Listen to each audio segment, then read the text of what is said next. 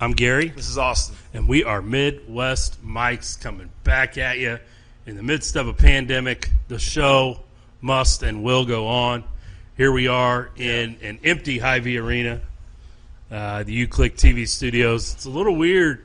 You know, you can see behind us that it's dark. You know, those of you that tune in every week, usually that's lit up, and you can hear some of the basketballs being bounced and soccer balls being kicked around there toward the bottom of the, on the floor down there. But today it's a little surreal. Nothing. A little bit weird not to be able to see anything going on in here. This place is usually has a ton of activity going on, especially, like I said, behind us. It's usually not dark and nothing going on. So a little bit crazy, but like you said, the show's got to go on.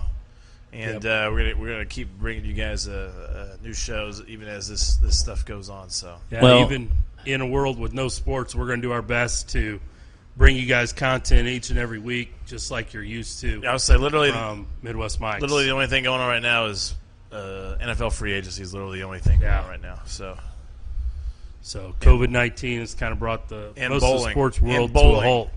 And bowling's still going on. So we do have a guest today, Greg Pryor. He is a former Major League Baseball infielder with the Rangers, White Sox, Royals, over a 10-year career. Also the Yankees there, which we were talking a little bit about a minute ago. He's also the author of the book that you can see in front of me there, The Day the Yankees Made Me Shave. It shares 27 unique stories about his career in professional baseball and some background on Greg and the book. In 1967, he was an undrafted high school baseball player. His dad bribed the head coach of Florida Southern College in Lakeland, Florida, to give him a small scholarship. He made the NCAA Division II All-American honors in 1970 and 71, signed a pro contract with the Washington Senators, played Major League Baseball in 10 seasons, and was a member of the beloved 1985 world champion Kansas City Royals that we love so much here in Kansas City. And The Day the Yankees Made Me Shave, the book, it includes 27 stories about 27 specific days in Greg's amateur and professional career. Included are his personal recollections of wearing number 42 for the New York Yankees, playing in the famous Pine Tar game in Yankee Stadium, playing shortstop in the Disco Demolition game in Comiskey Park, playing in the '85 World Series, being called a dumbass by George Steinbrenner. I'm sure you're not the only person he's ever called that. I consider that an honor. Loaning George Brett his bat when he stroked his 2000th hit, hitting 3 walk-off home runs, playing with Bo Jackson, and many other notable events. Baseball fans worldwide will enjoy these anecdotal stories, since many of the stories in the book relate to various teams, Hall of Fame players and managers, and widely recognized baseball events. Greg Pryor has been married for 41 years to Michelle. He's a father of 3 daughters, a small business owner of a health and nutrition company, and a grandfather of 2. His desire is to make sure that his descendants and baseball fans alike have access to a personal account of the most interesting events that he experienced in his baseball career. So, Greg, thank you for joining us today. And, as we kind of go through, we'll expound on some of that stuff we just mentioned there. Well, thank you, Gary and Austin. It's great to be here. I would like to represent my other company instead of that monster glass over there, if you don't mind. My wife's watching this, and I don't know. There we go. Is Monster sponsoring this show? No, they're not a sponsor. There we go. There it is. There we go.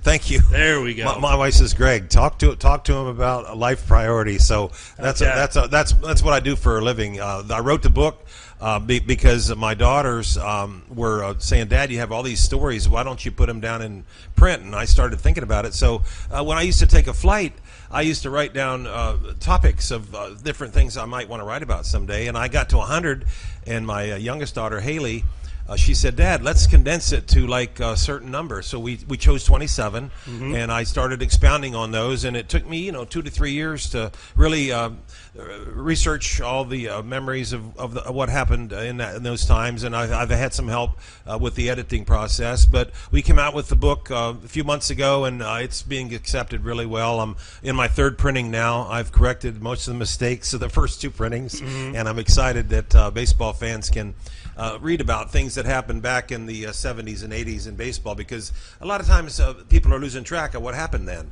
And I'm excited that now with this book they can read about what happened to a guy like me who was not expected to make it, but did make it and played in the World Series. Yeah, you said not expected to make it, so let's kind of start there and just talk about kind of coming out of high school undrafted, and we mentioned that it says your dad bribed the head coach of Florida Southern College and kind of got you a small scholarship and got you your start there. So why don't you just kind of talk about your experience there as undrafted and going to a small junior college? Yeah, thanks. When I went to high school in Orlando, Florida, I really liked golf. That was my number one love. Arnold Palmer was my hero. My dad went to college at Wake Forest and was a classmate of Arnold Palmer. So my dad kind of introduced me to golf, and I wanted to play golf every day. I didn't want to play baseball because in baseball you kind of have to wait around for the manager to put you in the lineup. You got to wait around for the pitch. It's kind of a boring sport until you really get into it. Then it's the greatest sport. It's even better than golf. So after high school, I didn't really have anywhere to go. I wasn't drafted, as you said, and I wasn't offered a professional contract by any means. And then my dad went to the college coach at Florida Southern because my older brother, Jeff, was a great pitcher, and he was 8-0 as a freshman. And behind my back, my dad told the coach he's going to take Jeff out of Florida Southern unless I got a scholarship. So that's how I got to college. It was only $250 scholarship, but it made me feel like I was worth something. And my dad, I have to give him credit. He saw my potential, obviously, when nobody else did. And when I got to Florida Southern, as I told you guys before the show started, I got 3 hits my freshman year. I got a few more hits my sophomore year at Florida Southern, and I had no intentions of playing in the big leagues at that point, or even be a professional player. But then a couple things happened in my life that got me over a few hurdles. One was recovering from a dislocated shoulder that I suffered at age 19. The doctor told me I'd never lift my left arm the rest of my life. That took a while to get over. And then I went to the Valley League in Virginia in 1969, and they didn't want me there either. They sent me a telegram telling me not to come. So I went anyway, and I ended up winning the MVP of the Valley League in '69. I go back to Florida Southern, and my coach, Hal Smeltsley, he goes, Pryor, I guess we'll see how good you are. I heard you got that award in the Valley League. So, and I learned early on that it's not really what you did yesterday in baseball. It's what you do today, And you have to get that mindset. And then when I got back to Florida Southern, I did well my senior year. I signed with the Washington Senators in 1971. I went to the New York Penn League. My first professional experience was with Geneva in the New York Penn League as a Washington Senator. And then, things happened after that. And then I finally got my shot to play in the big leagues in '76 when the Rangers the Senators became the Rangers. And I ended up getting to the big leagues in '76. Wow, that's that speaks a lot to you as a high school coach. I tell my kids all the time, you never know when your opportunity is going to show up. Your dad said, "Hey, I'm gonna pull my other son if you don't give him a little bit of a scholarship," but then you had to go prove yourself, and that was your opportunity. Yeah, based on my dad wasn't the best baseball coach. He didn't give me batting tips. He didn't give me any fielding tips, but he gave me encouraging tips, which was probably more meaningful to me than anything else, because in baseball, you get better by playing against good competition.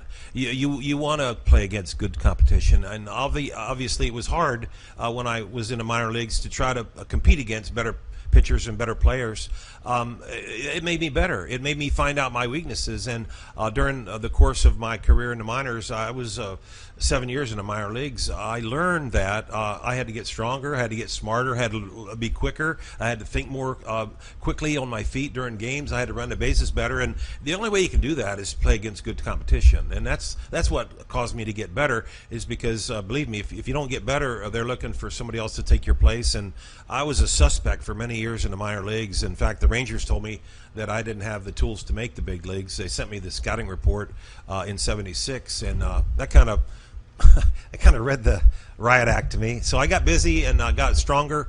I got better mentally in my life. And then obviously I got my shot with Chicago in 1978.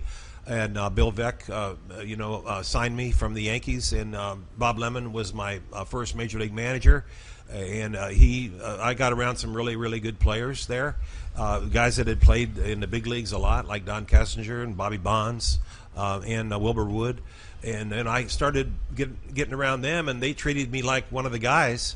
And then I started feeling more comfortable about being under the lights, and I ended up playing 10 big league seasons. Yeah, again, it comes back to that opportunity. But you talked about, you were sharing the story with us before about the day you got number 42. For the New York Yankees, you were kind of a late addition there. And why don't you kind of talk about that a little bit and the significance of that number? Well, I was with the Rangers in February of '76. I was expecting to go to big league camp, or '77, and I was going to go to big league camp with them and maybe win a job at shortstop for the Rangers. But they traded me to the Yankees in February '77. I got a call from Dan O'Brien, who was GM of the Rangers at the time, and then Gabe Paul called me, who was the GM of the Yankees, and Gabe Paul said, "Oh, Greg, we're so happy to have you." And I'm thinking, well, why? You got Greg Nettles, you got Buggy Dent, you got Willie Randolph. I said, what do you want me for?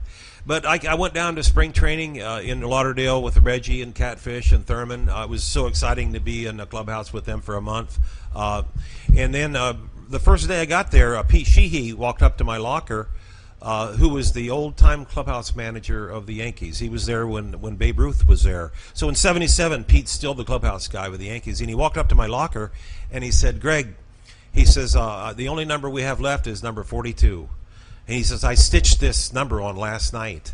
And, I should have brought it with me. I could show you the stitching. Mm-hmm. So they gave me number 42, and there was no significance like there is now to number 42 in baseball with Mariano and Jackie Robinson. But I still have that jersey. I took it with me after they sent me to Syracuse, and it's kind of one of my memorabilia pieces I'm kind of proud of, because not only did I wear the Yankee pinstripes, I wore number 42, and it doesn't mean it made me any better, but at least I can. It's one of my claims to fame. Yeah, no, that's awesome that you got the opportunity to wear those Yankee pinstripes, and Yankees are not real popular here in Kansas City. Just a little bit of a rivalry there, from kind of the late '70s, early '80s. Well, you see my book there. People ask me, he says, "Pryor, how come you didn't put the Royals picture on the front of your book?" Well, actually, my hardback, I do have, some sleeves that I've done. So, and then I said, well, the Yankees was my first big experience of trying to get to the big leagues. And then, I got to Chicago. But, maybe I'll put the Royals picture on my next book, but on the back of it, you'll see my my White Sox shot there. I guess you could say I did that because that's where I got my apprenticeship. Maybe if I didn't go with the Yankees in spring training in '77, I wouldn't be here today. Maybe if I didn't go to Chicago and play 4 years in Comiskey Park, maybe I wouldn't be here today. So, I'm wearing my Royals today. See, I got my Royals stuff on here. This ring, I wear this ring as much as possible, this World Series ring. So I honor all the teams that gave me a job, and especially I have a special place in my heart for this city and the team we had in '85, because we kind of finished the job that a lot of the guys that were trying to do here when I got traded here. George and Frank and Willie and Quisenberry and the guys like that. Yeah. So you get you get up with the Yankees, then you end up with the White Sox. Your kind of first experience there, and just talk about that and kind of those first few years being in the majors and how that kind of shaped you. Well, take a step back to why I named the book "The Day the Yankees Made Me Shave." Really, because I thought it was a great title, and people have told me they like the title because it begs the question: why did they make you shave? Well, I go to spring training with a mustache with the Yankees the whole month. Reggie had one, Thurman had one, Catfish had one, and I had one. Well, when I got sent to AAA, the farm director of the Yankees said, "Greg, you can't play AAA baseball until you shave your mustache." And I'm thinking, why? He goes, well, there's no facial hair in the Yankee minor leagues.